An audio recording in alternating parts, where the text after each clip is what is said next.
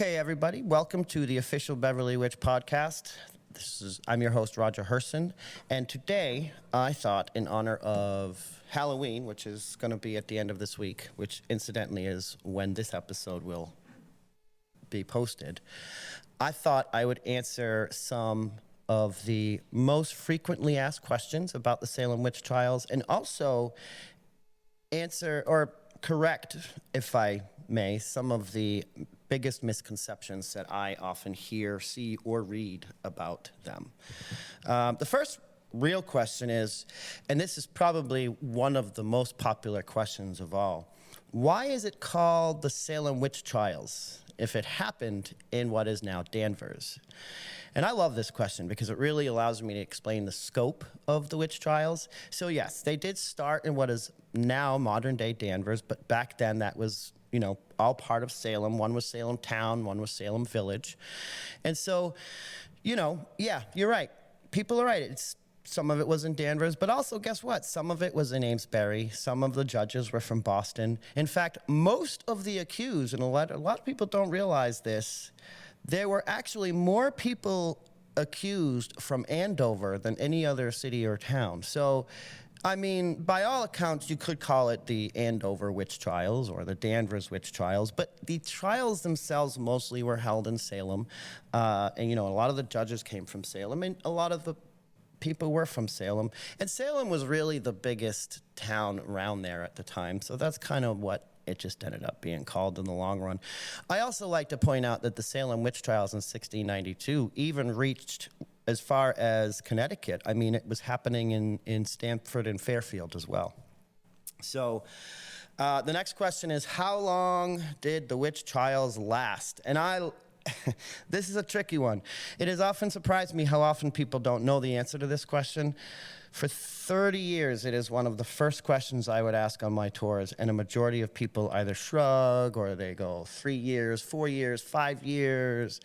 The truth is, it's not an easy question to just answer with one quick summation. From the first accusation in Danvers to the final execution in Salem, it was about 8 months. The trials were brought completely to a close by 1693. The after effects, well, some could say we still are feeling them. Even as recently as 2023, the last of the accused was finally officially exonerated by Massachusetts legislature. And that was a girl named Elizabeth Johnson Jr., who actually happened to be the daughter of my 8th great-grandmother's sister. So she was my first cousin 9 times removed. The next one, the accused were burned. No, absolutely not. Nobody was ever burned in Salem for witchcraft, ever, or anywhere in the colonies. In fact, it wasn't even by the 17th century a punishment for accused witches in England unless it was tied to another charge. For example, a woman might be, such as actually the case of my 11th great-grandmother, Mary Oliver, what presumably happened to her, she was accused of murdering her husband with witchcraft. And the main crime being murdering her husband, murdering someone above your station to those views, so that was petty treason. So the punishment for petty treason was to be burned at the stake. So she's actually that's the punishment. They're just, with no other real proof, they just say, oh, well, she did it with witchcraft. It's how you do things back then. But here in Salem, all the accused were hanged, or in the case of Giles Corey, he was pressed. The next statement, none of the accused were guilty of witchcraft. Well, it all depends on what you deem as witchcraft, and this is a trick question. One could very easily argue that witchcraft has and always will be a very common part of every one of our lives. How many of you have crossed their fingers for good luck or held your breath in a tense moment? When we were kids, remember we would make those little paper fortune things? The fortune tellers that you counted and spelled to read the message under the flap? That's witchcraft. Think of even of some of the practices they used to foretell a witch. In Stamford, Connecticut, as I mentioned, in 1692, they ducked 2 of their accused and held a sword over the head of another to try to make her laugh. In Salem, it was Tituba baking a witch cake that first brought suspicion on her, but then the Puritans went on to do touch tests and investigations for extra teats. Virtually everything back then was based off of faith and belief more than fact. So who is to say what was witchcraft and what was merely just superstition? We know there were at least a few who admittedly and very openly practiced fortune-telling. Even here in Beverly, our own Dorcas Hoare had a history of fortune-telling. But I think this merely made them easy marks more than anything else. In truth, I think conversation about the existence or viability of magic or witchcraft distracts us from the most important part of all of it. None of the victims deserve what happened to them, period. The next statement we hear a lot is that nobody was dunked in 1692. And as I've stated before, you're right. In Salem, nobody was dunked, but 2 women were dunked in Connecticut. Actually, it was in Fairfield, Connecticut. And that's a story for another time. It's quite an interesting one. I'll do that on another episode. The next one, this is a doozy, folks. Bridget Bishop was the owner of an illegal tavern. I'm going to set the record straight on this right now. Bridget Bishop never owned an illegal tavern, ever. So she lived in, as I mentioned, there was Salem Town, Salem Village. She lived in what is now downtown Salem. Her house, just to give an idea, so her orchard is where Turner's is today. But her house was probably closer to where it would have been maybe next door or close to next door to Salem City Hall. So she lived in Salem. She had like apple trees in her orchard, obviously, but that doesn't mean she made hard cider with them and had a tavern, which I think a lot of people, they make that connection. In truth, the tavern, which I don't even know if you could really call that, but over in what is now actually modern day Beverly, right on the line of Danvers on Conant Street, there were Sarah and Edward Bishop. So the confusion is in the husband's name. Bridget Bishop in 1692 had a husband named Edward. Sarah Bishop in 1692 had a husband named Edward. They were not related. There were multiple Edward Bishops in the area at the time, and not all of them were related. So this Edward Bishop, who was actually Edward Bishop Jr., he and his wife Sarah did, in fact, have a home where they were fined often for running illegal shuffleboard and gambling in their home at night. And so there is your smoking gun. That is the illegal tavern in question. So that was Sarah Bishop. It was never Bridget. Another common misconception with Bridget Bishop, and that is that her second husband, Thomas Oliver, was an abuser and beat her up. And that was the start of all her problems. This is also not true.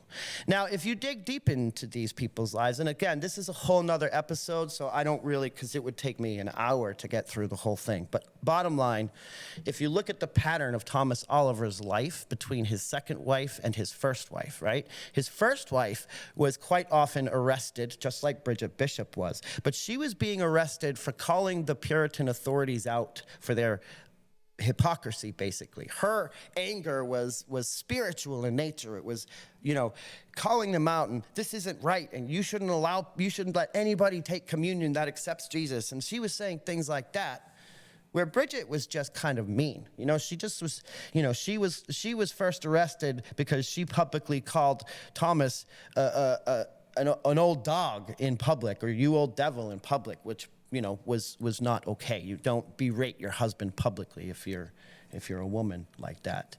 So, I mean, in Puritan times, obviously. So, I mean, we don't see this pattern. And if anything, yes, there is a time that Thomas is brought to court with Bridget, and she has bruises, and people have reported seeing bruises. But there's Thomas also saying, look, I am protecting myself. He even alludes to all the bruises and bumps he gets. He becomes known as telling people by the end of his life that he's married to the devil. I mean, he is clearly being traumatized by this woman. And so when she dies, and he dies interstate, and she goes to court, because, the story goes that her stepchildren accused her, but I don't think there's anything in the record that proves that. I think it's probably a fairly safe assumption to make, but I don't think it was because the statement is that they were trying to get the home and the land back. I don't think that was it either. I think if they did charge her with witchcraft, it's because they were legitimately traumatized by her. And really, if you dig into the history, that's really the pattern that you find. So I'm not, I think that they were just two people living in a very difficult world. Bridget had a lot of trauma, and she lashed out at the world around her. And after presumably seeing his first wife burned, at the stake, I don't think Thomas would have been in a cordial mood. He's 30 years older than Bridget. He's had enough. So he might have lashed it back out. I'm not saying it's right. You shouldn't hit anybody. But at the time, that's how people reacted. It's unfortunate. The next statement is that the trials ended when Reverend Hale or Governor Phipps's wife was accused. So this is a common thing. Some people, they say it's John Hale. Some people say it's Reverend Phipps. And yes, in a way, Phipps's wife was accused at one point. Hale's wife was accused, I think, at the point where it was already winding down anyways, so it seems like a moot point. I think Cotton Mather, or either him and his wife were also, by the end of it, pretty much everybody was going to be accused. So the idea that it was that it was Phipps putting a stop to it because his wife was accused is not true. People were trying to put a stop to the trials when they first started out. Many of these people were accused because they were speaking out against the trials. So it was bound to not be able to last. Another statement we often hear, or portrayals or such, of Tituba, the enslaved of Samuel Parris. It's changing a little bit more now as time progresses, but certainly in earlier portrayals, she's always kind of portrayed as this African-American, very dark complexion. Now she's more often than not displayed as more of a Venezuelan or South American. But in reality, all we know is that Samuel Parris purchased her from Barbados.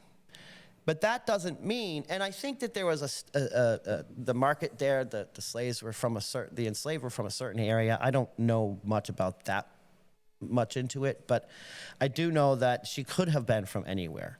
Her husband's name was John Indian. You're not going to call an African Indian, and so I think that, she also, honestly, she could have been conceivably a Native American. So we really don't have any idea where she was from. We also don't know for sure where she ended up. I heard from a source at one point, I think that Parris ended up selling her after the trials, and that's it. That's all I've heard. This is one of my favorite ones, that some of the accused or accusers were suffering from ergot poisoning. So ergot poisoning, so this is an interesting thing, though. Ergot, I guess, is one of the main ingredients in LSD. And so it's going to make you hallucinate. It's going to make you see trippy colors or whatever a hallucination is. And so the idea, the theory is that when people reported seeing certain things, like whatever, things that you don't really see, the theory goes that they weren't lying because they were tripping on ergot. But if that was the case, these same people, and there might be, maybe in some cases in some other places, if those visions were accompanied by violent vomiting and near-death sickness, or even death itself, because that's what ergot poisoning does. It doesn't just make you trip. In order to make it into LSD, there's a chemical process you got to go through. You're not just going to feed straight up ergot poisoning into your body because it could kill you. It's very, very dangerous to human consumption. So in truth, this has no bearing in the Salem witch trials because, maybe if somebody was throwing up and dying, they might have, but then, it's just not a theory that holds water with Salem. And then there's the confusion with Giles Corey, and this is really what I'm going to end with. It's a quick episode today, but I really wanted to focus and end with Giles Corey because I think it's kind of an important distinction to make, because this poor guy has been accused of a terrible, terrible thing for so long now, and he's still being accused of this, and it's so, how should I say this, stupid.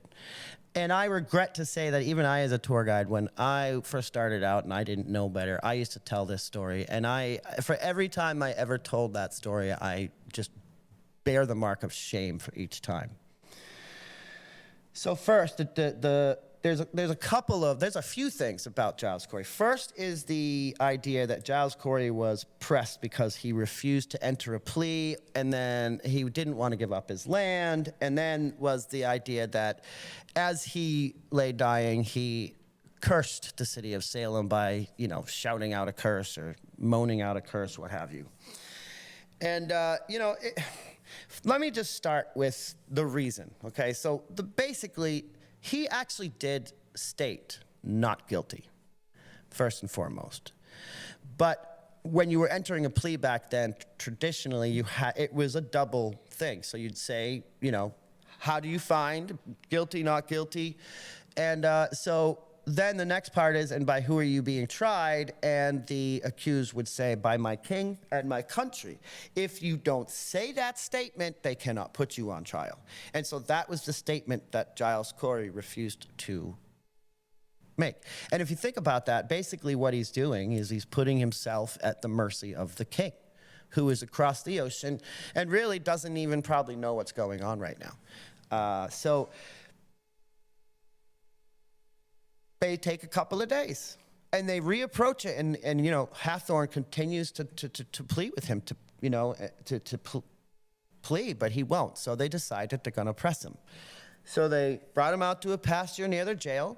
They laid him on the ground. They put two heavy, big, solid wooden boards on top of him, and they started to add the stones. Samuel Sewall wrote in his diaries that it took 2 days for him to finally succumb to all the pressure, and that by the end, nobody expected him to live. Everybody knew he wasn't going to live. And the dramatic moment that gets reported, and this is really something that has been reported down the generations, year after year after year. Even all the historians talk about it. Towards the end, it's kind of a foregone conclusion the man's going to die. Now they just want to get a plea out of him. And so they're pleading with him one last time, and Giles is just not going to. And so Sheriff Corwin is kind of brought in by a nod of Giles's head. He motions toward Nod, and he sort of says words into Corwin's ears. Look, he very well probably said more weight.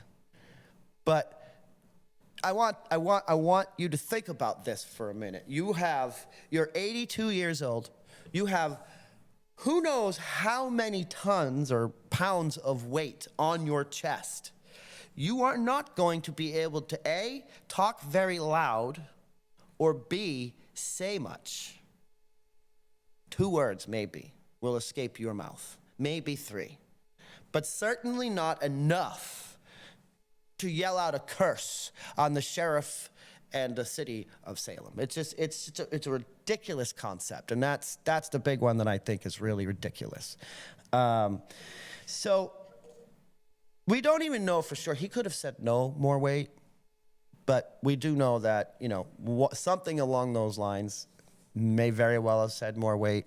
We don't know, but we know that when he died, Sheriff Corwin took his walking stick, because as Corey died, his head fell back and his tongue came out of his mouth, and it was kind of So Sheriff Corwin kind of just took his walking stick to just kind of jab the tongue back into Corey's mouth. So that's how dramatic that I mean, that's the thing. It's such a dramatic moment in and of itself. And yet, for years and years and years, tour guides have basically had verbal orgasms over this huge story of, oh, and he cursed the city of Salem. And now, and you know, over the years, I've heard that Giles appears in that cemetery where he, and this is the part that gets me. They say that he appears in the cemetery where he was pressed. Now, A, it wasn't a cemetery then, and B, we don't even know that that was where he was pressed. He may have been pressed closer to where the parking lot is, or of the main parking lot, or the little parking lot outside of 10 Federal. We don't know for sure. So to assume that, you know, you're making these stories up on assumptions as well. So let's just assume, like, so he's sitting there, he's haunting that cemetery, and presumably, I guess his ghost appears before any major tragedy befalls Salem or the country. I've heard people say that he appeared there the night before the stock market crash of 1929. I've heard people say that I mean, it's just all sorts of, like, you know, different wacky stories I've heard people share about Giles Corey. I honestly, I don't know where or when it started. I am probably at some point in time going to see if I can pinpoint, like, when's the first time in print, at least, at this? I have a suspicion. I won't share it yet, but I have a suspicion on who started this. Because I think I know, and I think it might have been in a book. So I'm gonna dig more into that before I share my findings on that. But no, Giles Corey did not curse the city of Salem. Let's go back to what we were at earlier, right? Let's think about this. He's not a witch. Remember, Giles Corey was accused of witchcraft, but he himself was not a witch. So why would he curse the city of Salem? As for his land, I mean, he had two sons-in-laws that took care of everything. They got their land back. They tried to take it from them, I think, maybe, but it, you know, wasn't successful. So a lot of misconceptions there. But you know what? There may have been some that I missed. And if there are any that I've missed, then I hope that you'll email me, leave a comment, let me know. As always, you know, if you have any questions on local early history, any witch trial history questions, please be sure to contact me. But that's it for today, and I look forward to our next episode. You all have a great and safe Halloween night. Blessed be.